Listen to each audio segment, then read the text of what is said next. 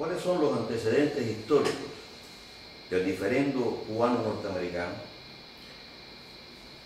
Vamos a marcar algunos hitos, ¿no? Porque la pregunta puede ser un poco larga. ¿Mira a dónde? ¿A ti? Bueno, puedo ver algo, ¿no? Lo va a hacer un poco largo. Esa pregunta, por supuesto, desarrollarla llevaría tiempo, hay que marcar algunos hitos. Y para ahorrar tiempo, vamos a marcarlo en 1898. Cuba dio cerca de 30 años de guerra por la independencia, fue el último país en independizarse del colonialismo español. En un país a su vez que había recibido de España el ejército más grande que España había destinado a sus colonias en América. Guerreó entonces durante casi 3 décadas por la independencia. Y a la altura de 1898, para algunos historiadores ya con la guerra ganada, para otros no tanto, pero sin embargo ya a punto del desenlace de la guerra de independencia se produce la intervención norteamericana en Cuba en 1898. Esa intervención marca el inicio de una relación formalmente de dependencia política de Cuba hacia los Estados Unidos.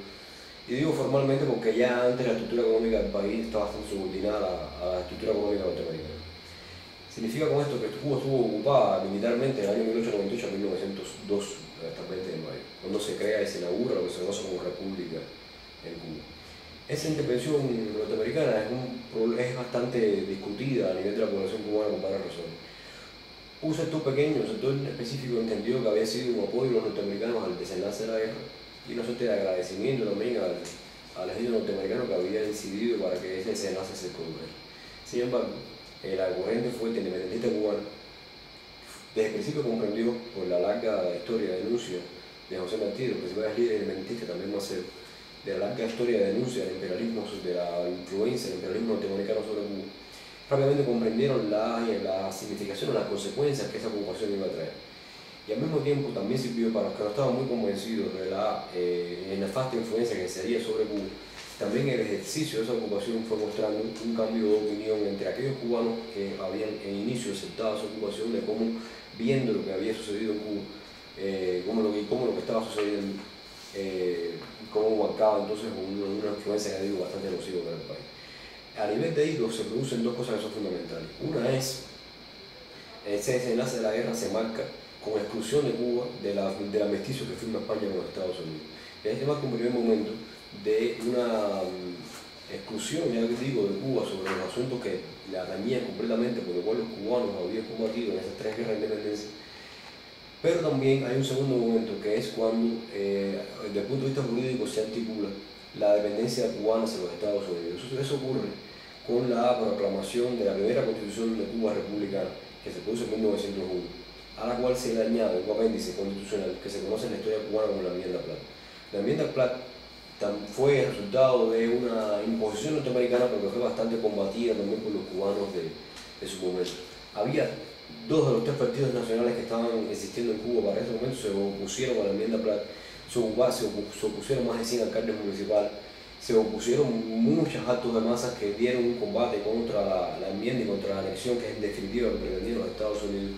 En este momento se está produciendo una política imperial norteamericana, está hablando de 1898, que también abarca a Puerto Rico, abarca a Filipinas, abarca a las Islas Guam, que es una política belicista imperialista que se conocen como los jingoístas en este momento en los Estados Unidos, que luego busca una política de anexión, de anexarse a Cuba, y esta política popular que está defendiendo a Cuba de la anexión logra derrotar la anexión, pero no logra derrotar la dependencia, que es lo que finalmente se queda instaurado como régimen político del país.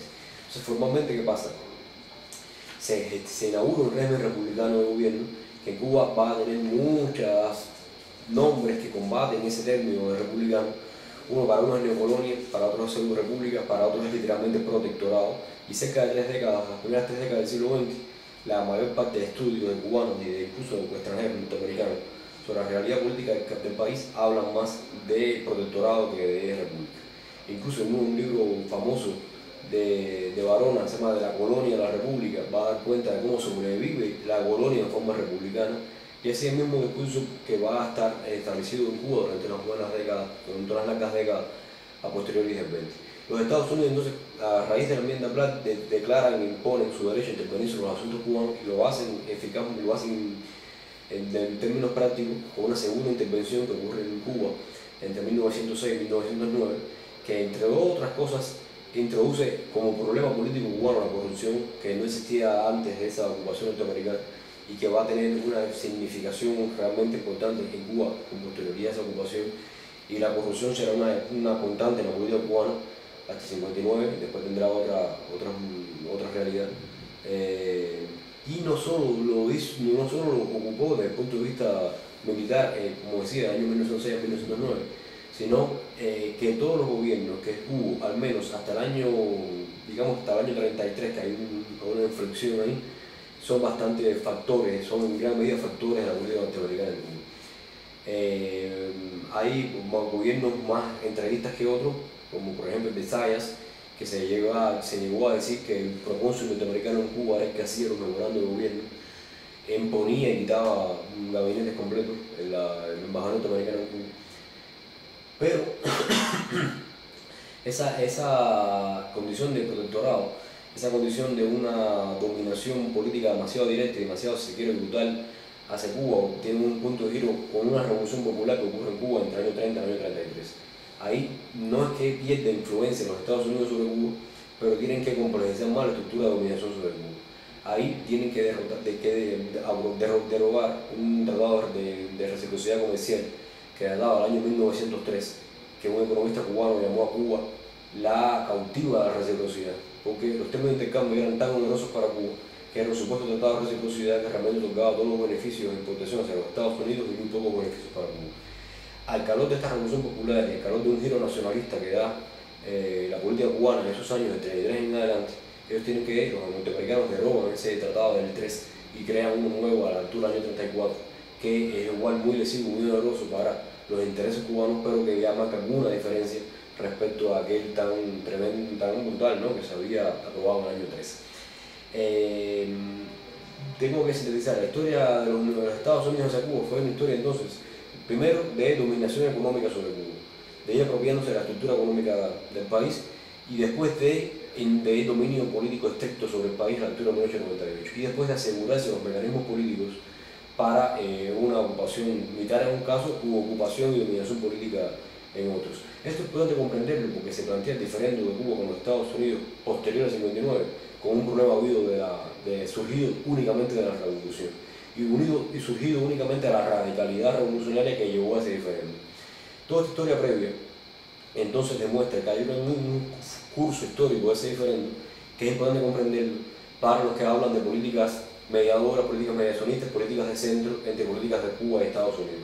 Lo que demuestra esta historia que yo he sintetizado es que la política norteamericana hacia Cuba nunca se ha manejado en términos de centro, en términos de moderación, que lo que ha buscado siempre es el control de Cuba, el control económico, el control político, y que realmente no ha aceptado una alternativa política para Cuba que no haya pasado por una estructura de control norteamericano sobre esa alternativa. El principal antecedente de revolucionario antes de 59 en Cuba fue lo que se conoce en esta historia como el gobierno de los 100 días, dirigido por Ramón Grau San Martín, con Antonio Guiterres, una figura revolucionaria muy significativa, como ministro de gobierno. Ese gobierno, que se llama como gobierno de los 100 días, fue combatido por la embajada norteamericana, no fue reconocido por los norteamericanos y fue derrocado por un golpe de Estado aupado por la embajada norteamericana en enero del 34. Significa esto entonces que una revolución no socialista, no distante a lo que llegó a ser la del 59, también fue combatida por los norteamericanos, también fue impedida de reconocimiento diplomático. Y esto lo digo para mostrar cómo antes de 59 esa historia de dominación era muy fuerte y manejaba la relación de Cuba con los Estados Unidos en términos de control norteamericano sobre la política. ¿Cuáles son los antecedentes históricos del diferendo cubano-norteamericano? Mira, ese es un tema más viejo que Matusalén. Si eso realmente no comenzó en el año 59, ni empezó en el año 61 cuando se declara el carácter socialista de la Revolución Cubana.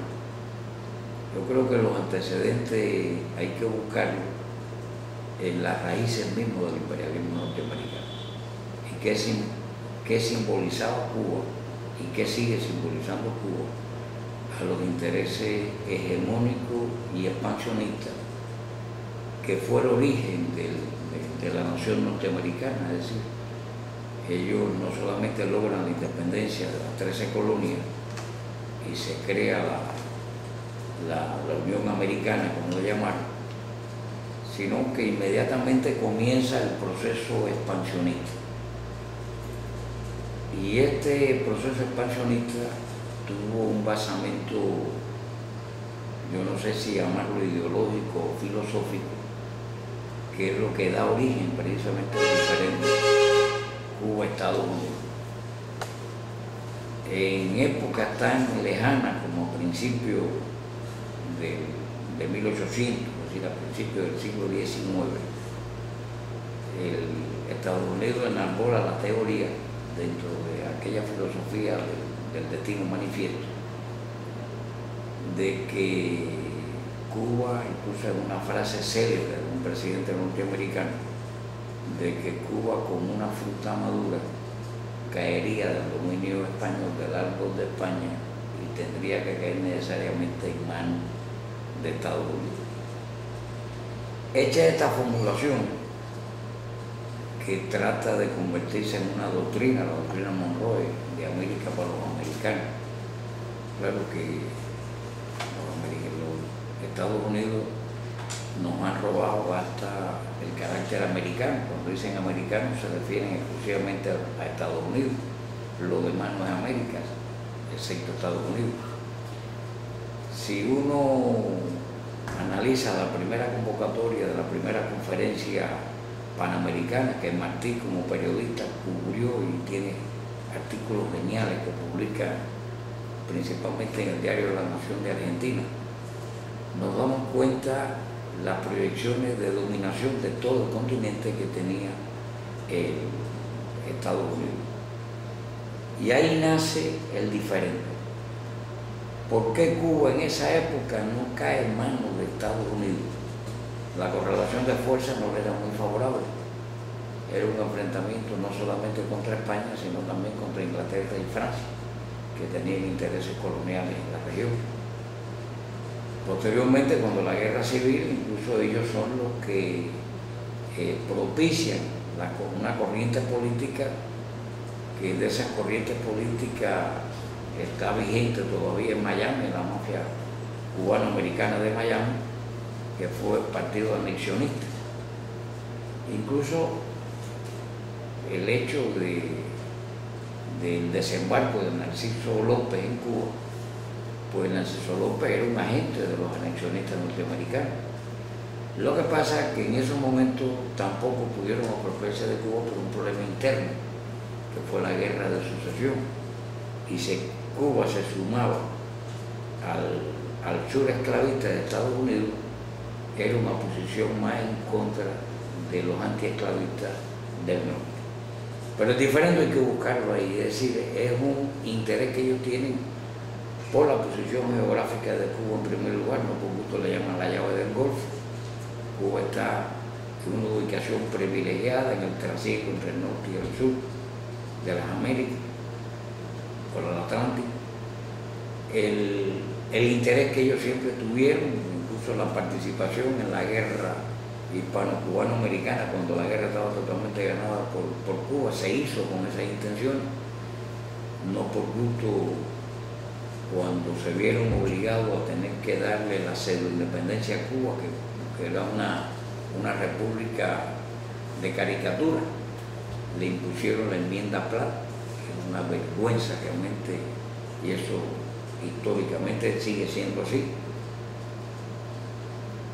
Crearon bases militares, afortunadamente nada más se quedaron con Guantánamo, no con las 5 que estaban en el convenio inicial, y otras que la hicieron después y que la entregaron, como es la famosa base La Cayuga, de San Antonio de los Baños, que era una base aérea norteamericana que después se le entregaron a Batista.